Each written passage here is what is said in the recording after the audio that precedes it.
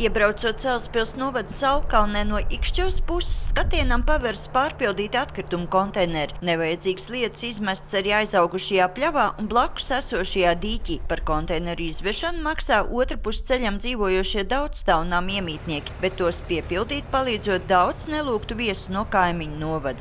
Šitajā atkrituma vietā ved arī no Ikšķevas atkritumus. Jūs esat paši arī kādreiz redzējuši? Jā.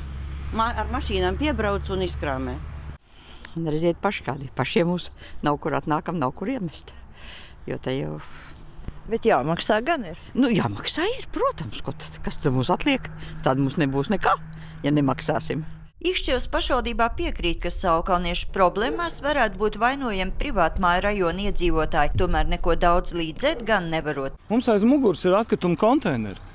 Nu, nestāv tur policists. Nu, pieskrēja cilvēks, izmeta savu maisiņu un aizbrauc tālāk. Nu, neredzam neviens. Bet ja šis Saulkalnes iedzīvotājs to redzētu un paziņot, kaut vai man, mūsu pašvaldības policijai, pēc automašīnas numura, mēs varam atpazīt un uzzināt, kurš ir tas iedzīvotājs. Nu, un policija darītu savu darbu.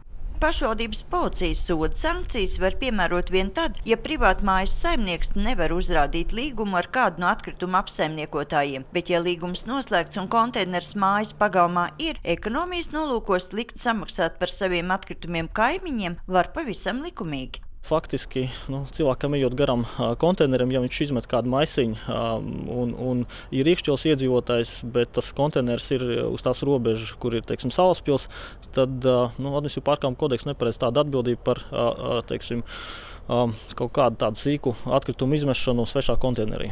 Atkrituma apsaimniekotāja firmas Ragnsels pakalpojumu daļas vadītāja telefona sarunā skaidro, ka atbrīvoties no nelūgtajiem palīgiem varētu vienojoties par konteineru aizslēgšanu, bet uzvaktēt vai maisiņu nekrājas blakus tiem varētu sētniece. Sandra Leitāna, Andris Pāns, TV Spektrs.